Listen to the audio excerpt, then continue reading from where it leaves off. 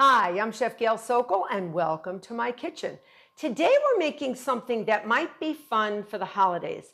If you've had it with apple pie and pumpkin pie and pie in general for all the holidays, Thanksgiving, Christmas, Kwanzaa, this may be a nice option because it's delicious and it's easy and no rolling out of pie doughs. It does involve a few apples, but it's so yummy. So this is a maple walnut apple upside down cake. Very easy. It's easier to make it than to say it. Let's say it again. It's a maple walnut apple upside down cake. Now, before we get started, I'd like you to click that notification button because I don't want you to miss any of my tips or videos. Become a subscriber, please. I love having you in my kitchen. All right? I really, really do. You're most welcome. So the first thing we're going to do is grease with nonstick cooking spray or whatever you want to do, a little oil, whatever you like to do, a 10-inch cake pan. All right, a 10-inch, and don't use a springform pan. You don't want anything with any openings. All right, so you're going to spray that with nonstick cooking spray. I took 1 cup of very high quality maple syrup. And 1 cup, I put it in a pan and I brought it to a boil and I reduced it to about 3/4 of a cup. So now I'm going to pour that into my pan. Okay, I'm going to pour that into my pan. So this is sort of going to glaze the apples as they bake. And I'm going to leave that right there. So I'm just going to move it around a little. And you can see it's only a thin film of it. And then I took 3 firm apples. Take any type of apples you like. I like Granny Smith. And between 2 and 3 apples, cut them into about 1/2 inch slices. And I'm just going to arrange them in my pan. All right. And I'm going to add 1 cup of shelled walnut halves.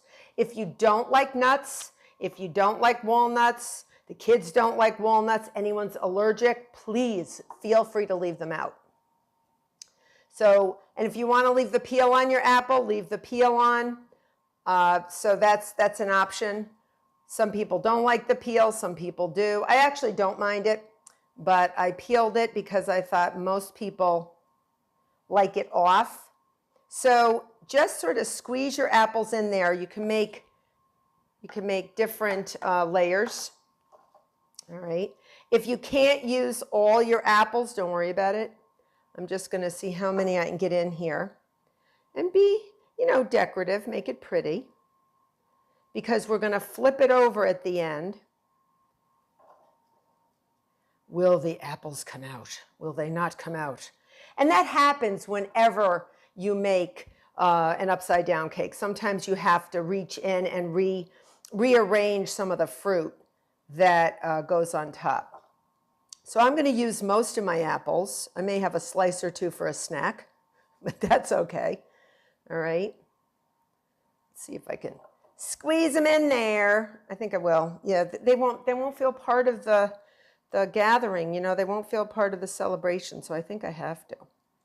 All right. Okay, guys, you're part of everything. There you go. We're done. We got it. And you're going to set this aside, but first I'm going to put in some of my walnut pieces. So I'm just going to arrange my walnut, put them in upside down so that when they come out, remember they're going to come out upside down. So you can scatter them if they're not fully halves, just scatter them around. I took 1 cup. If you like less, if you don't like them, if you want almonds, do whatever you want. But these are really nice halved walnuts. Sometimes they're hard to find, but get what you can. All right. But apple walnut's so nice, really nice and warm and crunchy. And it goes so well with walnut. Walnuts go so nicely with apples. I really like it. All right. So now you're going to set this aside. And now we're going to make a small cake to go on top. And in an electric mixer, we have our sugar first, which is 1 1/3 cups of granulated sugar. I'm going to put in here and I notice my electric mixer was a little wet, so I just washed it. So I'm going to put the excess water out. 1 1/3 cups granulated sugar. 1 1/2 sticks of softened butter, unsalted. I like unsalted because I can control the salt content of my baked goods. I like that a lot. So now I'm going to get that in my electric mixer. Paddle attachment, no whip. You don't want to beat a lot of air into this. This is not like mixing eggs or egg whites. This is not a meringue. You just want to get enough air in so you get a nice whole structure in your cake. So while that is creaming, and usually on medium to medium high, you want the butter to turn white. You want that yellowish color of the butter to turn white. That means a lot of air has gone into the butter and it's gotten light and fluffy and aerated so it turns white. In the meantime, we are going to mix our dry ingredients together. And before we even do anything, I have preheated my oven to 350 degrees Fahrenheit. 350 degrees Fahrenheit. Make sure you do that before you start baking, and I have. That's been going for at least 15, 20 minutes. If you don't, your oven will not be ready, and you don't want your batter to be sitting there with your chemical leaveners, your baking powder and your baking soda. So I'm going to shut that off so you can hear me, because obviously the butter is competing for your attention. So in a bowl, 2 cups of all-purpose flour. This is typically the creaming method of mixing. So I have 2 cups of all-purpose flour. In goes my chemical leavener, both of them, baking powder, baking soda, and salt. 1 teaspoon of baking powder. I have 1/2 teaspoon of baking soda, and I have 3/4 of a teaspoon of salt. Put that right in there. And this is where you really want to get it blended well. So I use a whisk to get everything. Don't use just a spoon. Sometimes it doesn't get well blended, and you don't want any area to have a lot of chemical leaveners so that they actually form so much carbon dioxide it explodes inside your cake and you end up with a hole. Who wants a holy cake, right? So we're just going to whisk this up. We're going to set it aside and put that aside. And now to get our wet ingredients, I have 3/4 of a cup of buttermilk. Could be low-fat buttermilk, whatever you want. Fully fatted buttermilk, up to you. 3 large eggs. I'm just going to put them in there. All right. I'm putting it in here because it's going to be easier to pour into our batter once we get started. And I have 1 teaspoon of pure vanilla extract. Never use an imitation because it tastes sort of like cough syrup between you and me. And you don't have to actually whisk it so much. You just have to break up those eggs. It's going to get blended. Okay. And now, after you have everything creamed, you're going to do what's called alternating. You're going to do alternating between dry and wet ingredients, always starting with the dry and always ending with the dry. So I always put 1/3 of my dry ingredients in, and I'll show you this. This is my creamed butter and my sugar. All right, they're just about there. I might give them one more whirl around. If you see anything getting stuck to the paddle, get it off. Off of my paddle, please. There we go. And if you yell at your ingredients like I do, no one's listening. All right. So what we like to do is add our our dry ingredients first.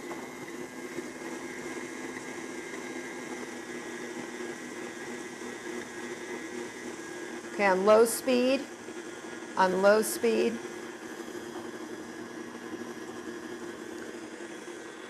Very low speed, or we're going to be wearing them. About 1/3. Typical creaming method uses, puts the eggs in one at a time. And I'm doing this a little differently. So about 1/3. Spoon them in, it's about 1/3. And then you'll stop the machine and do your rubber spatula scraping down the sides if you need to. All right, so I'm going to put in about half of my egg mixture. Get that going. This is where you don't want to go on high speed. You don't want to go super forcefully because you don't want to overdevelop gluten. Because once you create gluten by mixing wheat flour, like all-purpose flour, with any water-based ingredients, buttermilk has water, eggs have water, you really don't want to create much gluten. Another 1/3 of your dry. Again, this is standard creaming method, except I did not put the eggs in first. I did it a little different. I put all my wet ingredients in together, all right? And wait till everything gets incorporated before you add the liquid, all right? And the batter looks lovely. I'll show you in a second. All right? And I'm going to add the remainder of this. I added half at the beginning, and now I'm going to add the remainder. Okay, so that's all my eggs, my buttermilk, and my vanilla.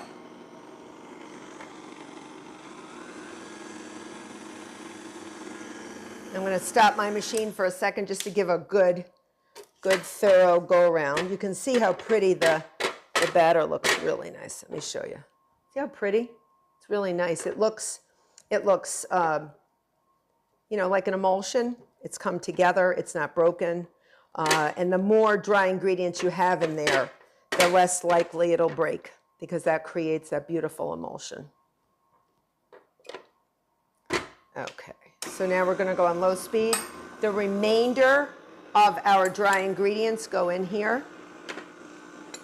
All right, not on the floor, not on the floor. Sometimes they go on the floor, but we're trying for in the bowl. Now, if you want to use something other than apples, you could use pears, sliced pears. You could use plums. You could even use figs. I know some people go, ew, figs. Fresh figs are in season. Just going to go one quick roll around and we're done. We don't want to do too much mixing. Oh, it's a beautiful batter. This is a gorgeous batter. Look at this batter. You are lovely. You are just lovely. Now, because you know me, if you've been watching my videos, I like to do a go around with my rubber spatula on the bottom of my electric mixer, because there's always a little like indentation, almost like it has a belly button, but instead of in, it goes out. And sometimes dry ingredients get stuck in there. And I want to make sure I've got everything homogeneously blended.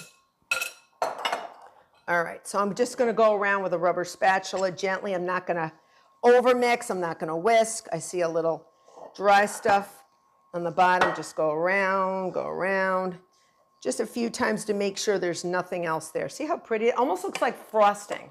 And that's how you know it's a beautiful emulsified batter. So I'm going to bring over my gorgeous apples and walnuts and my beautiful maple reduction. And because I don't want to disturb my apples, I'm just going to sort of plop. That's a culinary term, folks. Yeah. So I'm just going to plop a little batter all around. So I really don't want to disturb those apples, okay? I'm just going to give a little plop, just a dollop. Dollop is a prettier word, isn't it? And I'm just going to get all this out. And then I'm going to get an offset spatula and I'm going to spread it. And I'm going to show you how I spread. Just the way I do with most batters in cakes. I'll show you what I'm going to do.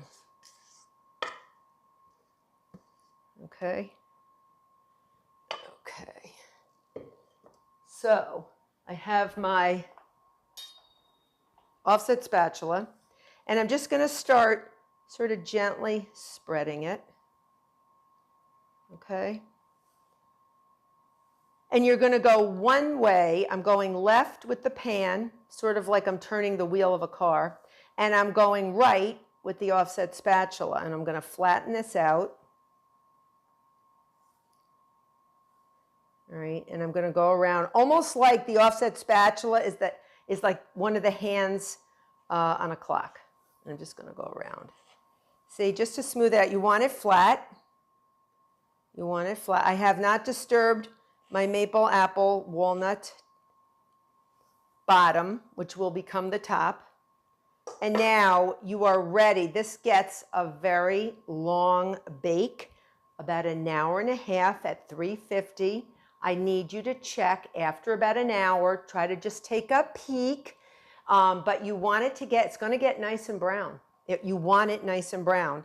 And then when it comes out, you want to make sure that when you stick a knife in the center, don't go all the way down to the apples because it's not going to come out with nothing on the knife. So just go halfway down with the knife. When it comes out clean, it's done. But you're looking for approximately an hour to an hour and a half. If you have to go a little more, depends on your oven and the size of your pan. A lot of things can vary. You have to use your judgment. When it comes out, we're going to let it cool down, and then we're going to get a plate, a serving plate or a platter, and flip it over. And we'll have the big reveal. See you a little bit. So my maple walnut apple upside down cake came out of the oven a little sooner than I expected. And again, I told you it was supposed to bake for an hour and a half at 350. Check after an hour. Some ovens run hotter than others. Put a small sharp knife in the center. If it comes out clean, take it out. Here we go. So I've let it sort of hang out in the pan for about 15-20 minutes.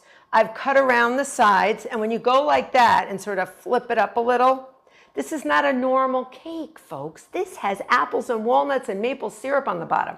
So it's like yum, right? So we need to flip it over on something really, really special. So I have a cake circle because I am going to give this as a gift. So the maple syrup may run around a little bit, may run off of it. So let's see if we can get this off of here. All right, it's still a little hot, but I want to get it before the maple syrup. I'm going to go 1, 2, 3, flipperoo, and let's see if we can get it off. If we can't, c'est la vie. I will eat it out of the pan. Okay, so let's see what we can do. You ready? Be patient.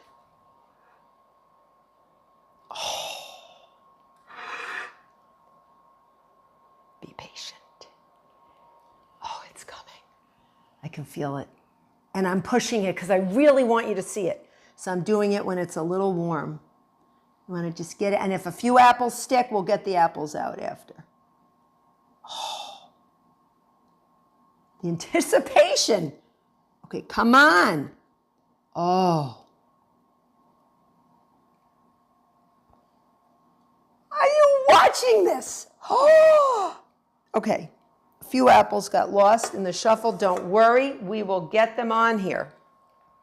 Just take an offset and just fit them back on. This is a thing of beauty, folks.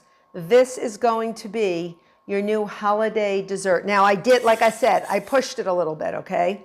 These should have been, look how nice you can get it, no one will even know. Julia Child did the same thing. So you just put your apple slices back, use an offset spatula, it works really, really nice. And just get those apples back on there.